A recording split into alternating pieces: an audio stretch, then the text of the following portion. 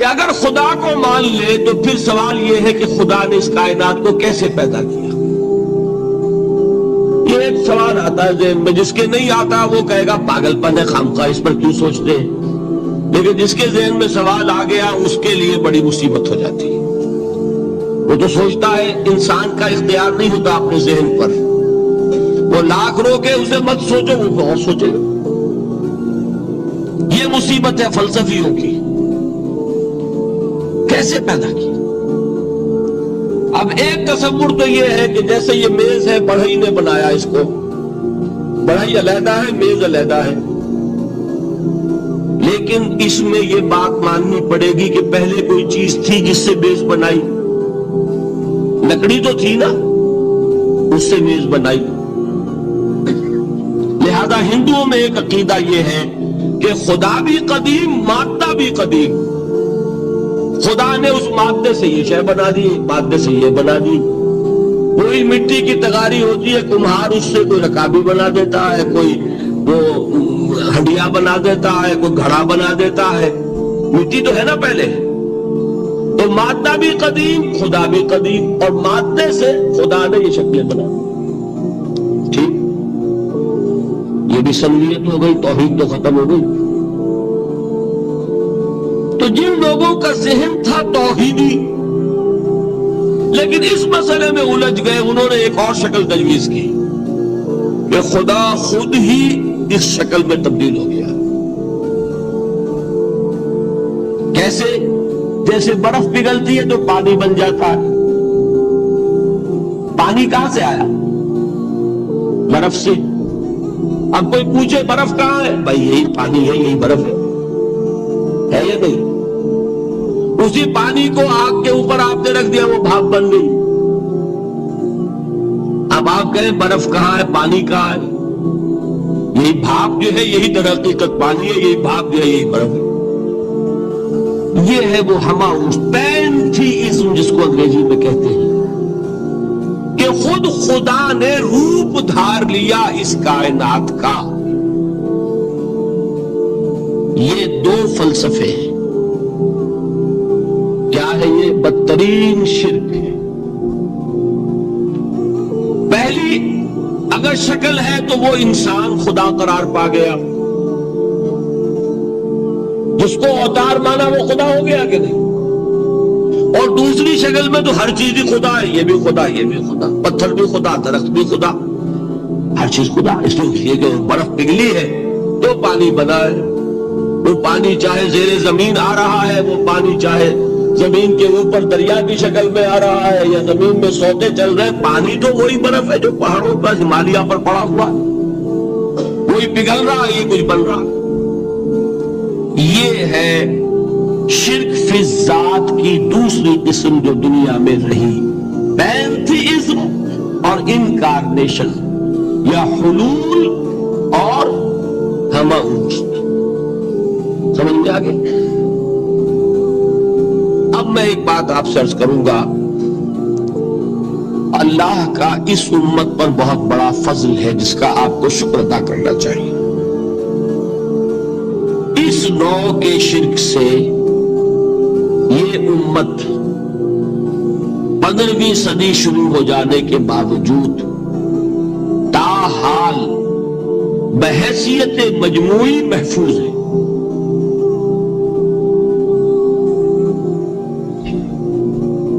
میں نے بحیثیت مجموعی کہا ہے، کوئی افراد یا عوام الناس یا جوہلاء یا شعراء یا نعت گو وہ مبالغہ آرائی میں کوئی بات کہہ دیتے ہو تو وہ علیحدہ بات ہے،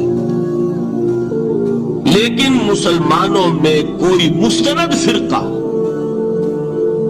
اور اس کے جو مستند عقائد ہیں ان میں الحمدللہ آج تک ایسی کوئی چیز شامل نہیں۔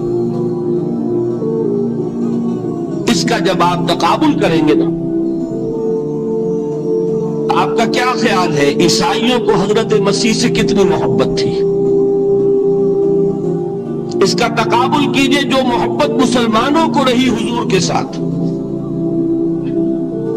عیسائیوں کی محبت عشر عشیر نہیں بنے گی۔ اس محبت کے باوجود کہ ہم ہمیں 10 گنا 100 گنا 1000 گنا زیادہ محبت ہے حضور کے ساتھ، لیکن دیکھیے کہ انہوں نے خدا کا بیٹا بنا دیا۔ یہاں کسی نے حضور کے بارے میں یہ بات آج تک کہی؟ یہ بہت بڑا کنٹراسٹ ہے نا۔ یہ در حقیقت عقیدت اور محبت کا غلو ہوتا ہے۔ تو عقیدت اور محبت کی کمی تو یہاں بھی نہیں، الحمدللہ ان سے زائد ہے، لیکن الحمدللہ ثم الحمدللہ ثم الحمدللہ خدا کا بیٹا تو کسی نے نہیں بنایا۔ اچھا میں ایک اور کنٹراسٹ آپ کو دکھاتا ہوں تاکہ آپ اللہ کا شکر کریں۔ حضرت علی کی کیا نسبت ہے حضور کے ساتھ؟ نبی اور امتی۔ حضرت علی کو خدا کہنے والے پیدا ہوئے کہ نہیں؟ بتائیے نا، کیا وجہ ہے کہ علی کو خدا کہنے والے پیدا ہوئے لیکن محمد کو خدا کہنے والا پیدا نہیں ہوا صلی اللہ علیہ وسلم؟ تو رضی اللہ تعالی عنہ، بہت اہم بات ہے، غور کیجیے گا اس کو۔ حالانکہ حضرت علی کا رتبہ کہاں، حضور کا کہاں؟ آج بھی آپ دیکھیے آپ کے جاہل عوام کے زبان پر نعرہ یا علی مدد کا ہوتا ہے، یا محمد مدد کسی نے کہا آج تک؟ یہ یا محمد لکھنے کے کام آتا ہے صرف، تو مسجد پہ لکھ دو تاکہ پتہ چل جائے یہ فلاں فرقے کی مسجد ہے، دوسرا خود ہی بھاگ جائے وہاں سے۔ یہ صرف اس کام کے لیے ہے، باقی جہاں اصل میدان میں بات آتی ہے کوئی نعرہ لگاتا ہے یا محمد مدد، محمد کا رتبہ اونچا یا علی کا، تو ان سے کیوں نہیں مدد مانگی؟ یہ سوالات آپ کے سامنے رکھ رہا ہوں میں۔ پھر یہ کہ جس طریقے سے کہ غوث اعظم کو پکارا جاتا ہے، کیا محمد کو پکارا جاتا ہے؟ کیا نسبت ہے؟ حضرت علی تو پھر بھی صحابی ہے، خلیفہ چہارم ہے، حضور کے چچا داد بھائی ہے، داماد ہے۔ غوث اعظم تو بہرحال وہ نسبت تو نہیں ہے۔ دیکھیے میں اس کا تعلق جوڑتا ہوں ختم نبوت سے۔ جس طرح اللہ نے خصوصی حفاظت فرمائی ہے قرآن کی، اسی طرح خصوصی حفاظت فرمائی ہے محمد رسول اللہ۔ یہ اسپیشل پروٹیکشن ہے، ورنہ نہیں ہو سکتی تھی۔ یہ خصوصی تحفظ ہے اللہ۔ یہاں بگاڑ پیدا ہو جائے تو صحیح کون کرے گا؟ حضرت مسیح کی اصل حقیقت تو حضور نے آگے بتا دی۔ ذالک عیسی ابن مریم قول الحق الذی فیہ یمترون ما کان للہ ان یتخذ ولدا سبحانہ۔ تو حضور نے آ کر حضرت مسیح کی حقیقت بیان کر دی کہ نہیں؟ سورہ مریم کی یہ آیات سنی تھی نجاشی رحمت اللہ علیہ نے جب حضرت جعفر ابن ابی طالب کی زبان سے، تو کیا کہا تھا تنکا اٹھا کر، خدا کی قسم جو ان آیات میں مسیح کا مقام بیان ہوا ہے، مسیح اس سے تنکا بھر بھی زیادہ نہیں۔ لیکن اگر محمد الرسول اللہ کو خدا کا بیٹا بنا دیا گیا ہوتا یا خدا بنا دیا گیا ہوتا تو کون آتا اس کی اصلاح کی؟ جیسے قرآن مجید کا تحفظ ہے ایسے ہی محمد الرسول اللہ کا تحفظ ہے۔ وہ تحفظ ہوا کیسے ہے؟ جتنا قرآن مجید نے ایمفیسائز کیا حضور کی بشریت کو، قُلْ إِنَّمَا أَنَا بَشَرٌ مِثْلُكُمْ، اے نبی ان کو بتاتے رہیے، بار بار بتائیے کہ مجھے کچھ اور نہ بنا لینا، میں بھی بشر ہوں، انسان ہوں۔ ہاں مجھ پر وحی ہوتی ہے، تم پر نہیں ہوتی، یہ فرق ہے۔ میں رسول ہوں، تم نہیں ہو۔ یہ بات میں ذرا اور مسئلہ میں واضح کروں گا، ابھی صرف یہ نوٹ کیجئے کہ یہ تحفظ جو ہے، جیسے قرآن کو تحفظ دیا لیکن اس کے لیے ذرائع بھی ہے نا۔ یہ حفظ قرآن کا سلسلہ جو ہے یہ اس کا ذریعہ بنا.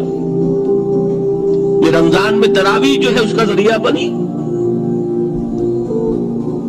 ہمارے ملکوں کے اندر تو حفاظ کو مسجدیں نہیں ملتی، تلاش کرتے پھرتے ہیں. اور ایک جیسا کہ اینوئل جشن ہوتا ہے قرآن مجید کا، ہر حافظ اپنا حفظ تازہ کر رہا ہے، حفاظ لگے ہوئے ایک دوسرے کے ساتھ تازہ کرنے میں. یہ ذریعہ ہے اللہ تعالیٰ نے کہ جس کے ذریعے سے قرآن کو محفوظ کیا. تو حضور کو جو حفاظت دی اس کا ایک طریقہ کیا ہوا؟ قرآن مجید میں حضور کی بشریت کا نمایاں کرنا، اور دوسرا یہ کہ خود حضور نے ایسی باریک بینی سے روکا. یہ بھی آپ کو پسند نہیں تھا کہ میں آؤں تو تم کھڑے ہو جاؤ. سنا کہ نہیں سنا آپ نے؟ صحابہ کو آپ روکتے تھے. ایک صحابی کی زبان سے نکل گیا ماشاء اللہ و ما شئت، جو اللہ چاہے اور جو آپ چاہے. فوراً ٹوک دیا اجعلتنی للہ ندا، کیا تم نے مجھے خدا کا مد مقابل بنا دیا؟ مشیت صرف اس کی ہے. یہ روک ٹوک، یہ وہ چیزیں ہیں کہ جس کی بنا پر اللہ نے تحفظ عطا فرمایا. یہ جو آپ نے فرمایا میری قبر کو اسی جلسے اور جشن کا مرکز نہ بنا لینا، فرمایا کہ نہیں فرمایا؟ اللہ تعالیٰ لعنت فرمائے بنی اسرائیل پر کہ انہوں نے اپنے نبیوں کی قبروں کو تو میلہ گاہ بنا لیا. یہ ساری وہ ہے، یہ تحفظات ہے، یہ بچاؤ ہے. یہ امت کو متنبہ کیا جا رہا ہے کہ محبت اور عقیدت کا غلو جیسے پہلے ہوا، یا اہل الکتاب لا تغلو فی دینکم، اے کتاب والو اپنے دین میں غلو سے کام لو. یہ غلو محبت، غلو عقیدت ہے جس کی بنا پر وہ خدا کے بیٹے بنا دیے گئے. اور اگر وہ ہوتا یہاں اللہ کا نہ معلوم اللہ کے برابر کس طریقے سے حضور کو بنا دیا جاتا. لیکن قرآن نے خود حضور نے اس کی پیش بندی کی، جس کا ظہور ہم دیکھ رہے ہیں کہ اللہ کے فضل و کرم سے یہ امت تاحال بحیثیت مجموعی محفوظ ہے. البتہ دیکھیے شاعروں کی باتیں اور ہوتی ہیں، اور عوام کی اور واعظوں کی اور نعت گوؤں کی باتیں جو ہے وہ اور ہیں. میں جس چیز کی نفی کر رہا ہوں وہ علماء کی بات ہے. شاعروں کا تو قرآن مجید کے اندر خود ہی بھاڑا پھوڑ دیا اللہ نے. وَالشُّعَرَاءُ يَتَّبِعُهُمُ الْغَاوُونَ أَلَمْ تَرَ أَنَّهُمْ فِي كُلِّ وَادٍ يَهِيمُونَ إِنَّهُمْ يَقُولُونَ مَا لَا يَفْعَلُونَ. مبالغہ نہ کریں تو شعر میں رنگ ہی پیدا نہیں ہوتا. پھر شعر کائے کو کہنا ہے نثر کہو بھائی. مبالغے سے اس میں ایک تاثیر بنا. وہ مبالغے ہمارے شاعروں نے ہمارے نعت گوؤں نے کیے ہیں، اور اس میں اللہ تعالیٰ انہیں معاف کرے بالکل اوتار کر الفاظ بھی استعمال کر دیے. وہی جو مستوی اشٹھا خدا ہو کر اتر پڑا وہ مدینے میں مصطفیٰ ہو کر. بتائیے رام چندر جی کے بارے میں جو عقیدہ ہے اب کیا فرق رہ گیا؟ بال برابر فرق ہے یہاں کوئی؟ اور نقطے پیدا کرتے ہیں. مدینے کی مسجد میں منبر کے اوپر بغیر عین کا ایک عرب ہم نے دیکھا. کیا سمجھ میں آیا؟ عرب میں سے عین نکالا کیا بنا؟ یہ نقطہ آفرینی ہے. اسی طریقے سے ہماری شاعری میں کچھ ہماؤست کا رنگ بھی پیدا ہو گیا. خود کوزاؤ، خود کوزا کرو، خود گلے کوزا، خود رند صبو کش، خود برسر آکوزا خریدار بے آمد بشکست و رواں شد. وہ خود ہی کوزا ہے، خود ہی مٹی ہے جس سے کوزا بنا ہے، خود ہی کوزے کا بنانے والا ہے. سمجھ رہے ہیں؟ الفاظ تو بڑے پیارے ہیں، بڑے مزیدار ہیں. آدمی ایک دفعہ وجد میں آ جاتا ہے، لیکن ہے کیا؟ وہی ہے نا کہ وہی جو برف تھا پگھل کر پانی بن گیا.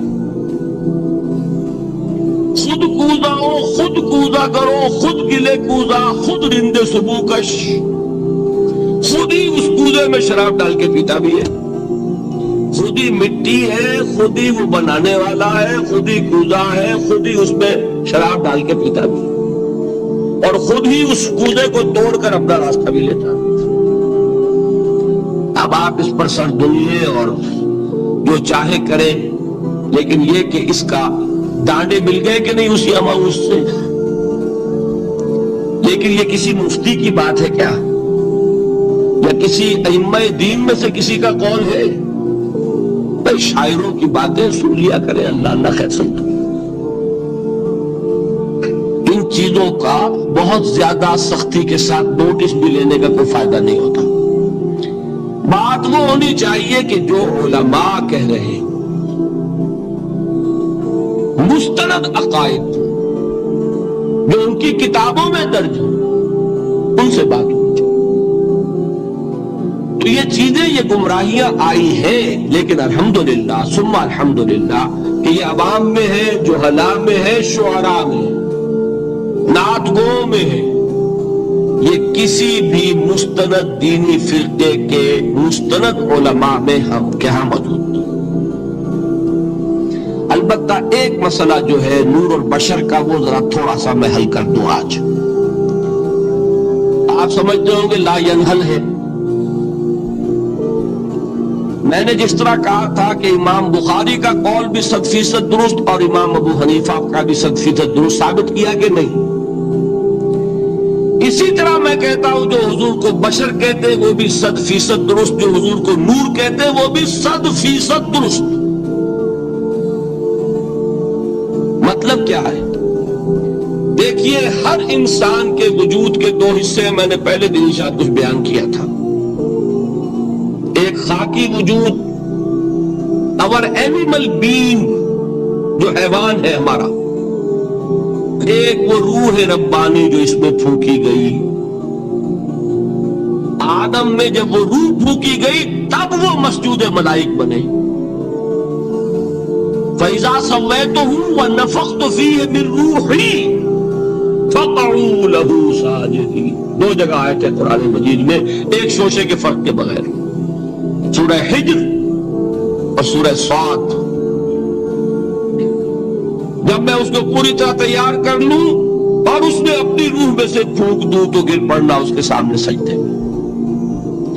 ہمارا جو خاکی وجود ہے وہ ظلمانی ہے، اور جو ہمارا روحانی وجود ہے وہ نورانی ہے۔ اس کی نسبت کس سے ہے؟ اللہ سے۔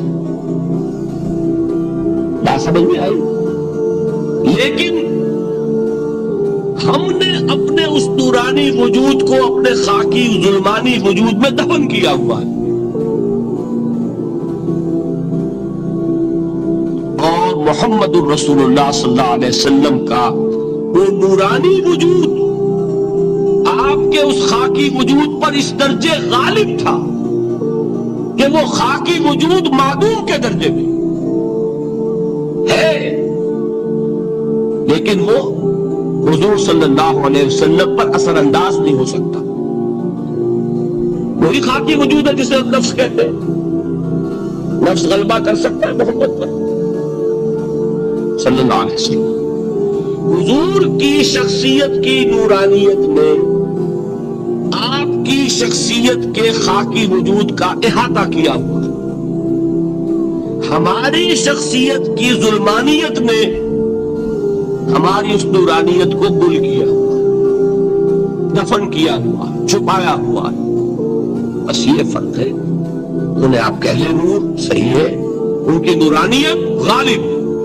یہی بات ہے جو حضور نے اصطلاح سمجھائی۔ دیکھو، ہر انسان کے ساتھ ایک شیطان ہوتا ہے۔ اب کسی صحابی نے بڑی جرأت سے کام لیا، پوچھ لیا حضور کہ آپ کے ساتھ بھی ہے؟ ہر انسان کے ساتھ جو کہا نا، تو انسان تو ہے آپ بھی، جو کہ آپ کے ساتھ بھی ہے۔ آپ نے فرمایا ہے، لیکن میں نے اسے مسلمان کر رکھا۔ بات ختم ہو گئی۔ نفی نہیں ہے، وہ میرے تابع ہے، میرا مطیع ہے، مجھے غزل نہیں پہنچا سکتا.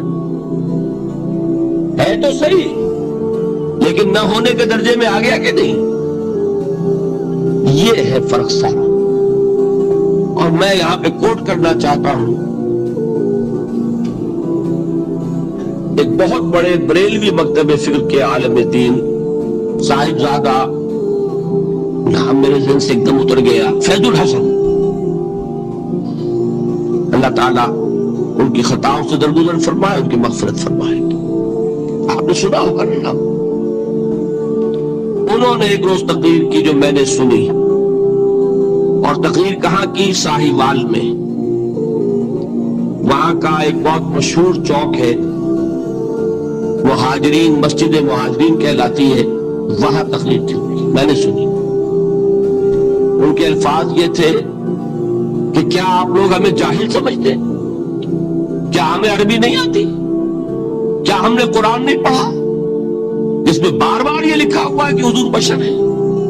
حضور بشر ہیں، لیکن اصل میں ہم حضور کی بشریت کو نمایاں کرنے کو سوء ادب سمجھتے ہیں. بات سمجھیے آپ نے، اس قدر پیاری بات ہے. انہوں نے کہا کہ آپ کے باپ کا نام کیا ہے؟ عبد الرحمان. آپ عبد الرحمان کہہ کے پکارتے ہیں انہیں؟ ابا جان. ابھی آپ نے وہ آیات سنی، حضرت ابراہیم نے اپنے مشرک باپ کو یا ابت ہے، یا ابت ہے، بڑا پیارا ترجمہ کیا. ابا جان، ابا جان، کیا نام لیں گے؟ آپ کے باپ کا نام ہے، نام نہیں لیتے آپ. کیوں؟ ادب کی وجہ سے. اسی وجہ سے ہم در حقیقت حضور کی بشریت کو نمایاں کرنے کو سوء ادب سمجھتے ہیں، ورنہ کوئی ہم جاہل ہیں، ہمیں عربی نہیں آتی، ہم نے قرآن نہیں پڑھا.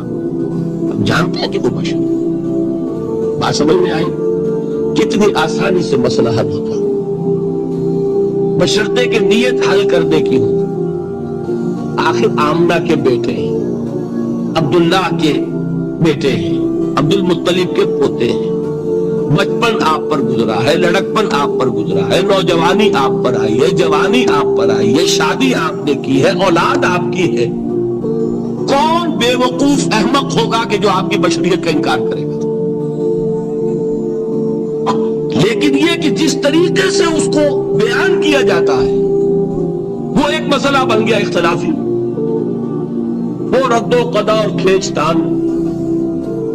اور اس میں بھی سمجھ لیجئے مثلکم پر جو ایمفیسس بعض حضرات دے دیتے ہیں اپنے توحیدی، جو ان کے اندر ایک مزاج ہے، اللہ تعالیٰ ان کے مزاج کو اور پختہ کرے، لیکن اس میں بھی مبالغہ کیا جاتا ہے. ایک حدیث مجھ سے سنیے جس میں حضور نے مثل کا انکار کیا. مثلکم کا مطلب اگر کسی نے یہ سمجھا کہ بالکل ہم جیسے ہیں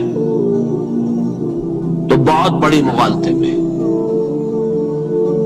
حضور صوم وصال سے منع فرماتے تھے، خود رکھتے تھے. صوم وصال کیا ہے؟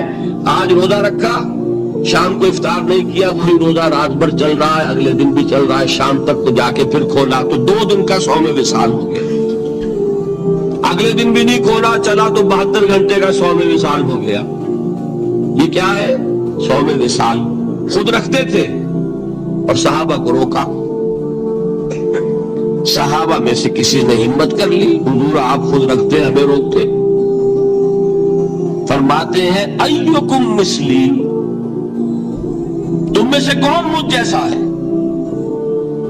ابھی تو عند ربی، میں تو اپنے رب کے پاس رات گزارتا ہوں.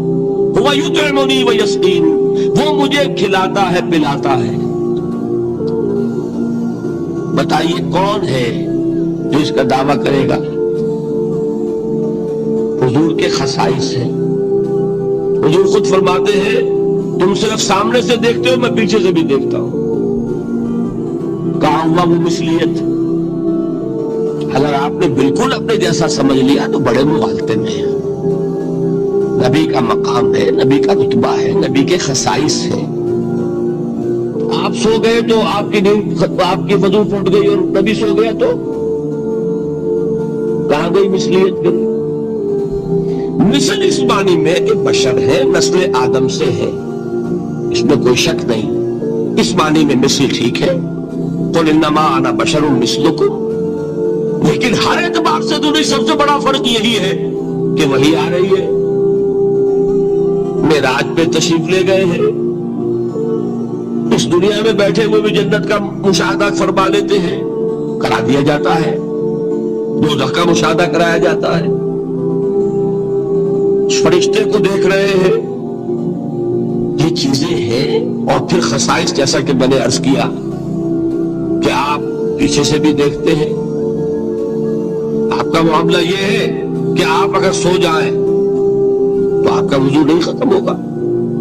یہ ساری چیزیں جو ہے ان سب کو بیلنس کیجئے تو معلوم ہوگا کہ آپ بشر بھی ہیں 100% درست، لیکن آپ کی نورانیت، آپ سراج منیر، ہدایت کا روشن چراغ، آپ کی جو روح انور ہے وہ آپ کے اس جسدی وجود پر اس طریقے سے حاوی ہے کہ گویا کہ اس نے اس کی ظلمانیت کو ختم کر کے رکھ دیا۔ اس معنی میں کوئی کہے نور مجسم تو مجھے کوئی اعتراض نہیں۔ یہ ہے ان چیزوں کو جمع کرنے کی شکل، خام خواہ کی کھینچتان کے سوا کچھ نہیں۔ بہرحال یہ پہلا حصہ ختم ہوا، شرک فی الذات۔ اب آئیے شرک فی الصفات۔ میں نے عرض کیا تھا کہ یہ ایک بڑا علمی مسئلہ ہے اور اس میں ٹھوکر لگ جاتی ہے۔ وجہ کیا ہے اس کو سمجھ لے۔ بنیادی بات، ہماری زبان جو ہے وہ بہت محدود ہے، ہماری ہی زبان ہے جسے اللہ نے ذریعہ بنایا اپنی ہدایت کا، ورنہ ہمارے پلے نہ پڑتی بات، ظاہر ہے نا۔ لیکن ہماری زبان کی محدودیت ہے،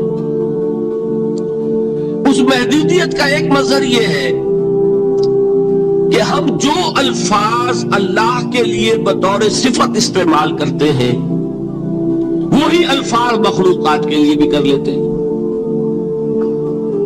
اللہ موجود، ہم بھی موجود، اللہ زندہ، ہم بھی زندہ،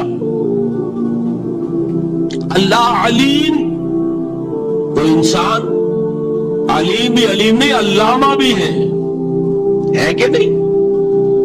یہ تو بڑا مبالغے کا لفظ ہے، انسان علامہ ہے کہ نہیں؟ اللہ دیکھتا ہے، بصیر ہے، ہم بھی بصیر ہیں، اللہ سنتا ہے، سمیع ہے، ہم بھی سنتے ہیں، اللہ کو قدرت حاصل ہے، کچھ ہمیں بھی حاصل ہے۔ ایک دکا مارا تھا حضرت موسیٰ نے، جان نکال دی تھی کہ نہیں؟ ہے نا کچھ نہ کچھ۔ اللہ چاہتا ہے، ہم بھی چاہتے ہیں، اسے دیکھیے چاہت میں وہ ہو گیا تھا جس پر روک دیا حضور نے، ما شاء اللہ وما شئت اجعلتنی للہ ندا، کیا تم نے مجھے اللہ کا مد مقابل بنا دیا؟ دھوکہ ان الفاظ کے اشتراک کی وجہ سے لگ جاتا ہے۔ بات سمجھ میں آئی؟ اب اس میں فارمولہ میں نے عرض کیا تھا کہ ایک نوٹ کر لیں تو مسئلے سارے حل ہو جائیں۔ جب ہم کوئی لفظ بطور صفت اللہ کے لیے بولتے ہیں اور اسی لفظ کو مخلوق میں سے کسی کے لیے بولتے ہیں، مخلوق میں سب آ گئے، جمادات، حیوانات، انسان، اولیاء اللہ، فرشتے، انبیاء، رسول، سب مخلوق تو ہے نا۔ تو کل مخلوقات کو جب ہم ایک لفظ بطور صفت استعمال کریں گے اللہ کے لیے اور اسی لفظ کو استعمال کریں گے بندوں کے لیے، تو ان میں 3 فرق ہیں جو ذہن میں رہنے چاہیے، گن کر یاد کیجئے۔ اللہ کی ذات قدیم ہے، ہمیشہ سے ہے، اسی طرح اس کی صفت بھی قدیم ہے، ہمیشہ سے ہے۔ مخلوقات حادث ہے، ان کی صفات بھی حادث ہے، حادث قدیم کے مقابلے میں کہ پہلے نہیں تھی پھر ہو گئی، ایک فرق۔ اللہ کی ذات از خود ہے، کسی اور نے تو اس کو وجود نہیں بخشا نا، اللہ کا وجود از خود ہے، ذاتی ہے۔ اسی طرح اس کی صفات ذاتی ہے، کسی اور کی عطا کردہ نہیں ہے۔ مخلوق کوئی ہو کسے باشد، ان کا وجود ذاتی نہیں عطائی ہے، اللہ نے دیا تو وجود ملا۔ اسی طرح ان کی صفات عطائی ہے، ذاتی نہیں۔ دو فرق ہو گئے۔ اللہ کی ذات مطلق ہے، لا محدود، اسی طرح اس کی صفات مطلق ہے، لا محدود۔ مخلوق کی ذات محدود کسے باشد، صفت بھی محدود۔ تین فرق ہے، ذاتی عطائی، قدیم حادث، لا محدود محدود۔ تین فرق ذہن میں رہے تو جو صفت بھی آپ اب بولیں گے اس میں یہ تینوں باتیں ذہن میں رہیں۔ سمجھ میں آ گئی بات؟ اب اس کا اطلاق کیجئے تو یہ علم غیب کا مسئلہ حل ہو جائے گا۔ یہ بھی لا ینحل سمجھا جاتا ہے۔ علم کسی کا بھی ہو، انسان، فرشتہ، اولیاء، انبیاء، رسول، حضور صلی اللہ علیہ وسلم، کسی کا بھی حادث ہے، قدیم نہیں ہے، عطائی ہے، ذاتی نہیں ہے، محدود ہے، لا محدود نہیں ہے۔ تین باتیں مان لے، شرک نہیں ہوگا۔ ان میں سے ایک کو ساقط کر دیں، شرک ہو جائے۔ آئی بات سمجھ؟ اللہ کی قدرت ذاتی ہے، عطا کردہ نہیں۔ مخلوق میں جو جس کو قدرت حاصل ہے وہ عطائی ہے، ذاتی نہیں۔ اللہ کی قدرت لا محدود، یفعل ما یشاء فعال لما یرید علی کل شیء قدیر۔ ہم مخلوق کوئی بھی ہو اس کی قدرت محدود، اللہ کی قدرت جب سے وہ ہے ہمیشہ سے ہے، ہمیشہ سے قدرت بھی ہے، اور مخلوق میں سے قدرت یہ حادث ہے۔ تینوں چیزیں سامنے رہے، شرک نہیں ہوگا۔ ایک چیز کی بھی کمی ہو گئی، شرک ہو جائے۔ یہ ساری صفات پر لے آئیے۔ اللہ کی حیات ذاتی، ہماری عطائی، لائی حیات آئے، قضا لے چلی چلے، اپنے بس میں نہ آنا تھا نہ جانا ہے، زندگی اس کی عطا کردہ ہے، جب چاہے لے لے۔ اللہ کی حیات بھی ایسی ہے کیا؟ ذاتی، الحی۔ ہماری حیات محدود، ویسے بھی محدود، موت آئے گی شاید ختم ہو جائے، چلیے موت ختم نہیں کرتی، ہم سمجھتے ہیں کہ وہ ہماری ابدی ہے۔ محدود اس معنی میں تو ہے کھانے کو نہ ملے تو کمزوری، ذرا کام کیا تو تکان، نیند بھی آ رہی ہے، اونگ بھی آ رہی ہے۔ اور اس کی حیات الحی القیوم لا تاخذہ سنۃ ولا نوم،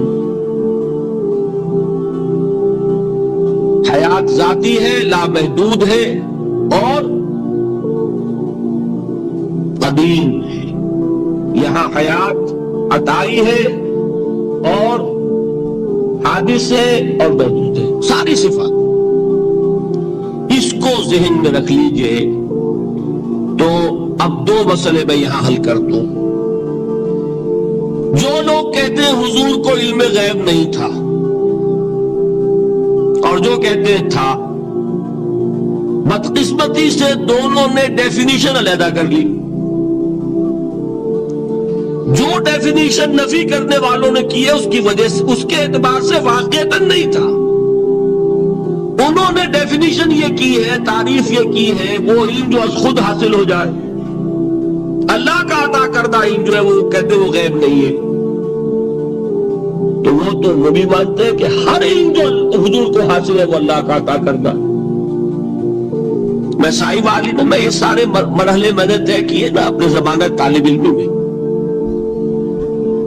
مولانا منظور احمد شاہ صاحب ہیں ساہیوال میں ایک، میں ان کے پاس حاضر ہوا، میں نے کہا جی یہ مسئلہ کیا ہے علم غیب کا، مجھے ذرا سمجھائے۔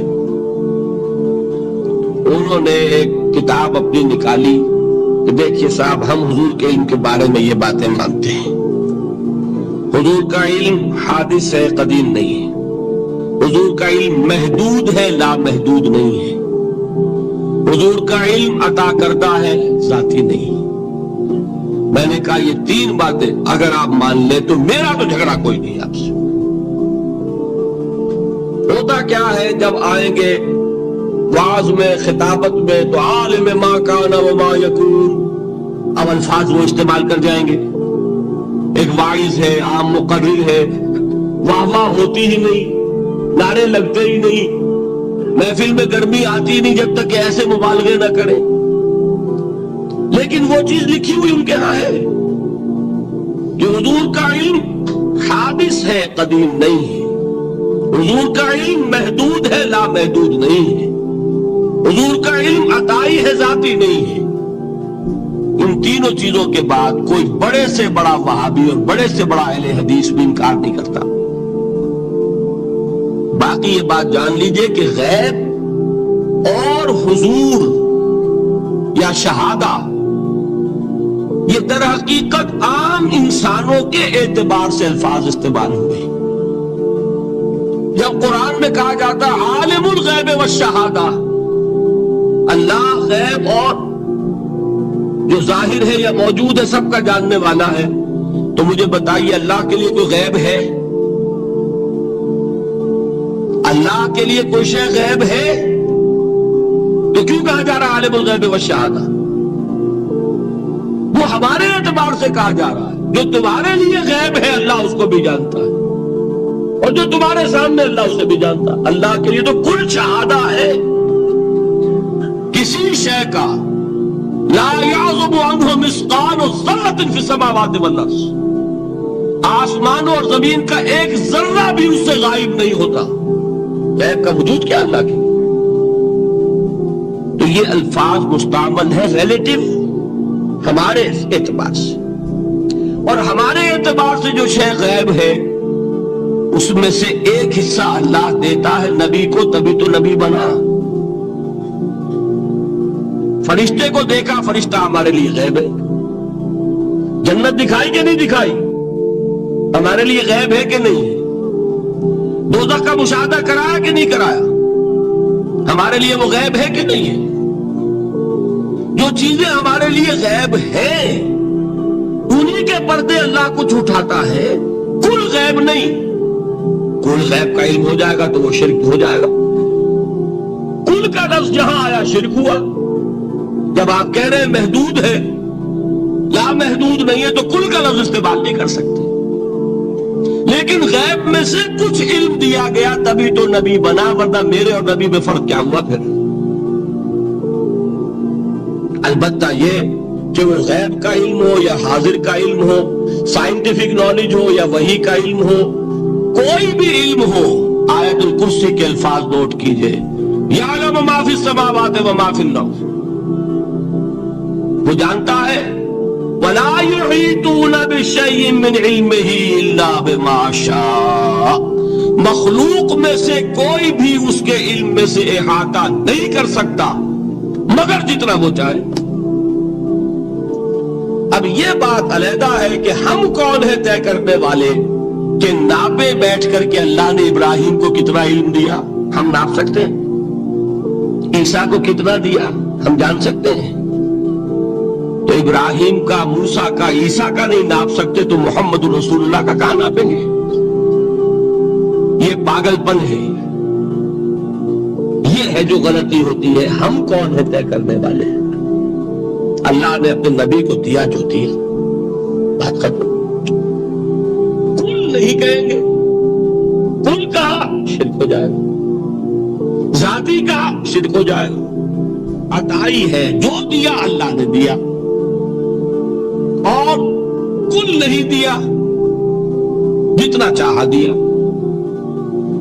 ہے حادث قدیم نہیں، تینوں چیزوں مان لیجئے تو شرک کا کوئی شائبہ نہیں۔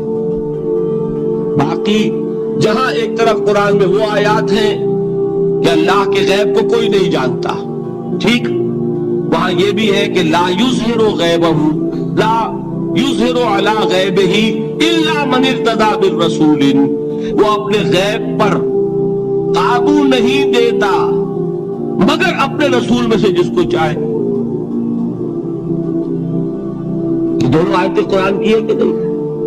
اسی لیے در حقیقت جو غیب کی نفی کرتے ہیں حضور سے، وہ کہتے ہیں کہ از خود معلوم ہونے والی شے غیب ہے۔ ہم کہتے ہیں از خود تو کوئی بھی شے کسی کو معلوم نہیں، ہمیں حاضر کا علم بھی اللہ ہی دیتا ہے تو ہوتا ہے، غیب کا تو بہت دور کی بات ہے۔ یہ مسئلے بڑے سیدھے ہیں، خام خواہ ہم نے پیچیدہ بنایا ہوا ہے۔ خدا کے لیے ان مسئلوں کو سلجھائیے اور جوڑیے، کاٹنے کی بجائے جوڑنے کی فکر کیجیے کہ بھائی یہ اپنی اپنی جگہ پر علیحدہ علیحدہ تم نے تعریفیں کر رکھی ہیں اس لیے جھگڑ رہے ہو، ورنہ دونوں باتیں صحیح ہیں۔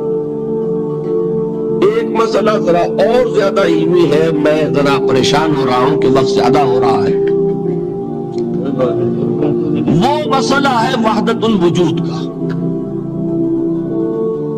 ہمارے بہت سے صوفیہ وحدت الوجود کے قائل ہیں، اور ہمارے کچھ لوگ جو معترض ہیں وہ وحدت الوجود اور ہمہ اوست کو کنفیوز کر دیتے ہیں، ایک سمجھ لیتے ہیں۔ ہمہ اوست میں بیان کر چکا ہوں کہ بدترین شرک ہے، وحدت الوجود اور شے ہے، باریک باتیں سمجھ میں نہیں آتی عام لوگوں کے، سادہ ترین الفاظ میں آپ کو سمجھاتا ہوں۔ ایک نظریہ یہ ہے کہ اللہ ہی نے یہ روپ دھار لیا، یہ ساری چیزیں بالفعل موجود ہیں، یہ بھی ہے، یہ بھی ہے، یہ بھی ہے، اور یہ سب اللہ ہی ہے۔ یہ بدترین شرک ہے، شرک فی الذات۔ ایک لوگوں کی رائے یہ ہے کہ یہ کچھ ہے ہی نہیں، یہ شراب ہے، شراب میں کیا ہوتا ہے؟ آپ کو پانی نظر آتا ہے نا، ہوتا ہے پانی؟ نہیں، ہر چند کہے کہ ہے، نہیں ہے، ہے ہی نہیں،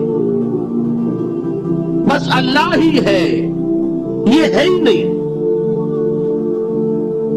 دیکھیے ایک شعر ہے، کل ما فی الکون وہم او خیال او عکوس فی البرایا او ظلال، اس کائنات میں جو کچھ ہے یا تو وہم ہے یا خیال ہے، یا جیسے شیشے میں عکس ہوتا ہے، آپ ادھر کھڑے آئینے کے نظر آ رہے ہیں، ادھر بھی ہے، ادھر کوئی نہیں، یا جیسے سایہ ہوتا ہے، سایہ درخت کا سایہ زمین پر پڑ رہا ہے، اس کا بھی وجود ہے۔ تو ایک رائے یہ، آپ اس سے اختلاف کریں، اسے پاگل پن کہہ دیں، کیا بے وقوفی کی بات کر رہے ہیں؟ جو چاہے آپ کہہ دیں، شرک نہ کہیے۔ وہ کہتے ہیں موجود صرف ایک ذات اللہ کی ہے، حقیقتاً موجود، یہ جو کچھ نظر آ رہا ہے یہ موجود ہی نہیں ہے،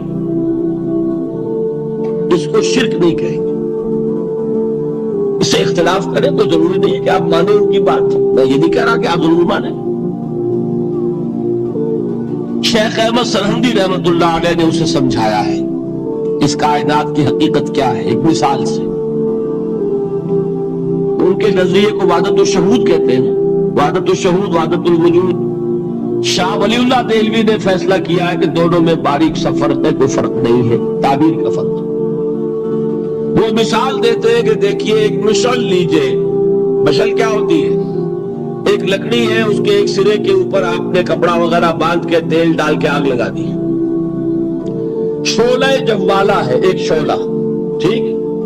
وہ فرماتے ہیں کہ اس کو تیزی کے ساتھ ایک دائرے میں حرکت دیجئے، آپ کو آگ کا دائرہ نظر آئے گا، دیکھنے والے کو نظر آئے گا کہ نہیں؟ کیا دائرہ فی الواقع موجود ہے؟ بات ثابت ہو گئی کہ نہیں ہے، نظر آ رہا ہے۔ یہ فرماتے ہیں حضرت مجدد ای افسنات باری تعالی است کہ معدوم را موجود میں نمائند.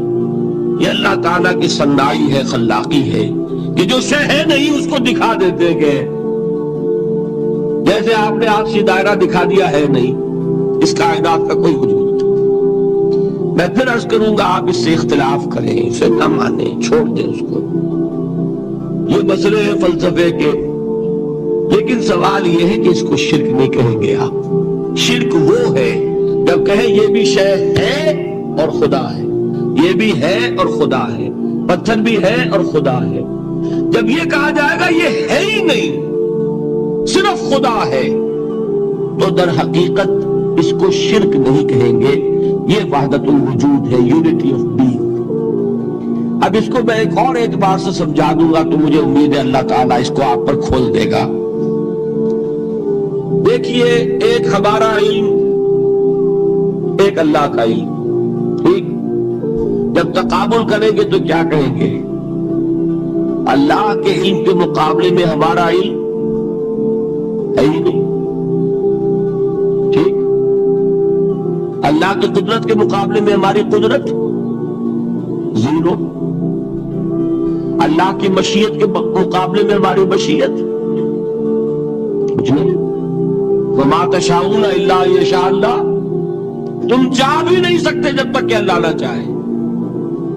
تو کیا ہوئی؟ خاک ہوئی. یہی آتے ہیں نا جو حدیث جس میں کہ دعا استخارہ حضور نے تلقین فرمائی، اور صحابہ فرماتے ہیں کہ حضور نے ہمیں اس طرح سکھائی یہ دعا استخارہ جیسے قرآن سکھایا. اس میں الفاظ کیا ہیں؟ فَإِنَّكَ تَعْلَمُ وَلَا أَعْلَمُ وَتَقْدِرُ وَلَا أَقْدِرُ. اے اللہ تجھے قدرت حاصل ہے، مجھے کوئی قدرت حاصل نہیں. اگر ظاہری الفاظ پر جائیں گے تو یہ تو خلاف واقعہ بات ہے. کیا حضور کو کوئی علم حاصل نہیں تھا؟ کیا تو حضور فرما رہے ہیں فَإِنَّكَ تَعْلَمُ وَلَا أَعْلَمُ. کیا چلیے اگر کوئی اور عام انسان کہتا ہے میں نہیں جانتا، تو کیا کوئی علم حاصل نہیں اسے؟ کچھ نہ کچھ علم تو ہے نا. لیکن اللہ کے علم کے مقابلے میں وہ نہ ہونے کے برابر ہے. اسی طریقے سے سمجھ لیجئے اللہ کے وجود کے مقابلے میں اس کائنات کا وجود نہیں ہے. بات ختم ہو گئی، مسئلہ صاف ہو گیا. حقیقی وجود صرف اللہ کا ہے. یہ اعتباری ہے، یہ ٹرانزینٹ. آل از چینج، پینٹا رائم، بدل رہی ہے ہر شے. کسی چیز کو ثبات نہیں. آپ ایک لمحے پہلے جو آپ تھے وہ آپ، ایک لمحے بعد وہ آپ نہیں ہے، بدل گئے ہیں. ایک تسلسل ہے آپ کا کہ آپ سمجھتے ہیں کہ آپ وہی ہیں کہ جو آج سے 10 سال پہلے تھے. کیا آپ وہی ہیں؟ بدل چکے. خون پورا بدل چکا، نہ معلوم کتنی دفعہ بدل چکا. کھال بدل چکی. یہ تو معلوم یہ ہوا کہ یہ جو کچھ ہے ٹرانزینٹ ہے، عارضی ہے، فانی ہے، نہ ہونے کے برابر ہے. وجود برحق صرف اللہ. یہ بھی در حقیقت اسی شرک فی الوجود کی بات ہے. اگر ہم یہ کہیں کہ اللہ بھی موجود ہم بھی موجود، یہ کیا ہو گیا؟ شرک فی الوجود. اسی کو کہا غالب نے جارو بلا بیار کہ یہ شرک فی الوجود ما گرد فرش و سینہ بہواں برابر است. اگر آپ کے گدے کے اوپر گردہ پڑ گیا ہو تو جھاڑتے ہیں نا، فرش کے اوپر گردہ ہے تو جھاڑو سے صاف کرتے. غالب کہتا ہے کہ اگر تمہارے دل میں یہ گردہ آ گیا ہے کہ تم بھی موجود ہو، اللہ بھی موجود ہے، تو لا کی جھاڑو سے صاف کر دو اس گردے کو، کہ یہ شرک فی الوجود ہو جائے گا. ہم نہیں ہے بھائی، ہمارا کیا وجود، ہماری کو کیا حقیقت؟ اللہ ہی ہے، بس یہ ہے اصل میں.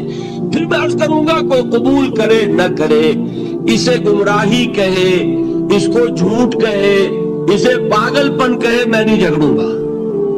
لیکن شرک نہیں کہہ سکتے آپ اس کو. شرک وہ ہماؤس ہے، اس میں اور اس میں زمین و آسمان کا فرق۔ اب آئیے آخری شرک فی العبادت یا شرک فی الحقوق۔ اللہ کے حقوق کے لیے ایک لفظ استعمال کریں گے تو وہ کیا ہے؟ عبادت۔ وما خلقت الجن والانس الا لیعبدون، میں نے جنوں اور انسانوں کو پیدا ہی اس لیے کیا کہ میری عبادت کریں۔ اب عبادت میں شرک اگر ہوگا تو یہ شرک کی تیسری قسم ہو جائے گی۔ عبادت میں شرک سے مراد کیا ہے اس کو سمجھیے۔ یہ میں پہلے بیان کر چکا ہوں عبادت کسے کہتے ہیں۔ عبادت کے دو جز سمجھ لیجئے، جیسے ایک میرا یہ جسم ہے، ایک اس میں روح ہے۔ روح نظر نہیں آتی، نظر جسم آتا ہے، لیکن اس جسم کا سارا وجود اس روح سے ہے۔ چلیے روح کو چھوڑے، جان کیا کس بلا کا نام ہے؟ کسی کو نظر آئی آج تک؟ لیکن یہ جان ہی ہے جو اس جسم کو قائم رکھے ہوئے۔ اسی طرح عبادت کا ایک جسم ہے، ایک جان ہے۔ جسم کیا ہے؟ اطاعت، اللہ کی بندگی، ہما تن بندگی، ہما وجوہ بندگی، ہما وقت بندگی، یہ تو بیان کر چکا۔ اور روح کیا ہے؟ محبت، اللہ کی محبت۔ اطاعت جبر سے کی جاتی ہے تو وہ عبادت نہیں کہلاتی ہے۔ انگریز کی اطاعت ہم کرتے تھے نا، لیکن کیا عبادت کرتے تھے؟ بات سمجھ میں آئی؟ اطاعت تو کر رہے تھے، عبادت نہیں۔ عبادت اس اطاعت کو کہتے ہیں جو کسی ہستی کی محبت سے سرشار ہو کر ہما وقت، ہما تن، ہما وجود کی جائے۔ تو جسد ظاہری کیا ہے عبادت کا؟ اطاعت، اور روح کیا ہے؟ محبت۔ اب ان دونوں کے اعتبار سے شرک کیا ہے، توحید کیا ہے، اس کو سمجھ لیجئے۔ اور یہ ہے وہ چیزیں جو میں نے عرض کیا تھا کہ بالکل الجبرا کے فارمولوں کی طرح کی بات ہے۔ اطاعت میں توحید کیا ہے کہ مطاع مطلق صرف اللہ، ٹھیک؟ باقی ساری اطاعتیں اللہ کی اطاعت کے تابع۔ نفی نہیں ہے، والدین کی اطاعت کرو، لیکن جہاں والدین حکم دے اللہ کے حکم کے خلاف، بات ختم، اطاعت نہیں ہوگی۔ بیوی شوہر کی اطاعت کرے، آپ اولو الامر کی اطاعت کرے، شاگرد استاد کی اطاعت کرے، مرید پیر کی اطاعت کرے، لیکن کیا پیر کو یہ بھی حق ہے کہ اللہ کے کسی حکم کو منسوخ کر دے؟ رسول کے کسی حکم پر اپنے حکم کو بر کرے، بارہ تر رکھے؟ سمجھ میں آ گیا؟ اصول کیا ہے کہ اطاعت مطلق، unconditional, unlimited obedience is due only to Allah. All the other obediences are limited by His injunctions. اس کو حضور نے کیسے بیان کیا؟ لا طاعت لمخلوق فی معصیت الخالق۔ مخلوق میں سے کسی کی اطاعت نہیں ہوگی جس میں خالق کی معصیت لازم آ رہی ہے۔ جہاں اللہ کا کوئی حکم نہیں ہے آپ میرا حکم مان لیجیے، یہ شرک نہیں ہوگا۔ جہاں اللہ کا حکم ہے اس کے خلاف میں حکم دوں اور آپ مان لیں تو یہ شرک ہو جائے۔ بات سمجھ میں آ گئی کہ نہیں؟ اب اس کو اپلائی کیجئے۔ ایپلیکیشن بالکل انڈیویجول لیول پر کیجئے۔ پہلے اللہ کا حکم کیا ہے؟ فجر کا وقت ہو گیا، نماز پڑھو۔ نفس کا حکم کیا ہے؟ سو۔ آپ نے اطاعت کی نفس کی، آپ کا مطاع کون ہوا؟ نفس۔ اور اللہ کی معصیت میں ہوا کہ اس کے حکم کے تابع ہوا، تو آپ کا نفس کیا بن گیا؟ آپ کا خدا، معبود۔ یا غلطی ہے اس میں کوئی؟ اس شرک کو پہچانیے ذرا، کون بچے گا؟ بات سمجھ رہے؟ اگر تو وہ فارمولہ صحیح ہے تو پھر یہ اپلائی ہو گیا۔ اب آپ کے اندر اتنی ہمت ہونی چاہیے، یا یہ سوچئے کہ فارمولے میں غلطی ہے، یو کین ریفر بیک، آئیے دوبارہ دیکھیے، فارمولہ صحیح ہے۔ لا طاعت لمخلوق، میرا نفس مخلوق ہے کہ خالق ہے؟ مخلوق۔ میں نے اپنے نفس کی اطاعت کی اپنے خالق کی معصیت میں، تو میرا مطاع کون ہوا؟ نفس۔ جو مطاع ہے وہی معبود ہے، میرا معبود کون ہوا؟ نفس۔ اس کو کہتے ہیں مولانا روم، نفس ما ہم کم ترس فرعون نیست، لیکن ایرعون نیست، میرا نفس بھی فرعون سے کم نہیں ہے۔ فرعون نے کیا کہا تھا کہ یہ مملکت میری ہے مصر کی، یہاں میرا قانون چلے گا، الیس لی ملک مصر، کیا مصر کی حکومت میری نہیں ہے؟ میں نہیں جانتا کون اللہ کون رسول، کیا حکم صحیح کیا غلط، میرا حکم چلے گا۔ تو میرا نفس بھی تو یہی کہتا، میں نہیں جانتا کیا اللہ کا حکم کیا رسول کا حکم، میری مرضی پوری کرنی پڑے گی، میری خواہش، میری چاہت، میری تمنا وہ پوری کرنی پڑے گی، اور ہم ہاتھ جوڑ کر اس کے آگے کھڑے ہو جائیں تو بھائی ٹھیک ہے، جو تیری مرضی، اللہ کی مرضی پیچھے، تیری مرضی پہلے، تو معبود کون ہوا؟ نفس ما ہم کم ترس فرعون نیست، لیکن ایرعون نیست۔ ٹھیک، قرآن سے سند چاہیے۔ قرآن نے فرمایا ارائیت من اتخذ الہہ ہواہ،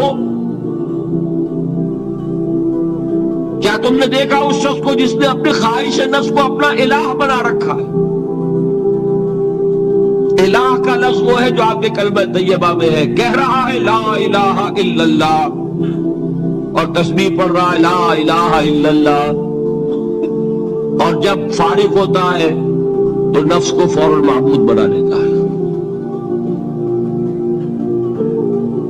ارائیت من اتخذ الہہ ہواہ، کیا تم نے دیکھا اس شخص کو جس نے بنا لیا اپنی خواہش نفس کو اپنا معبود؟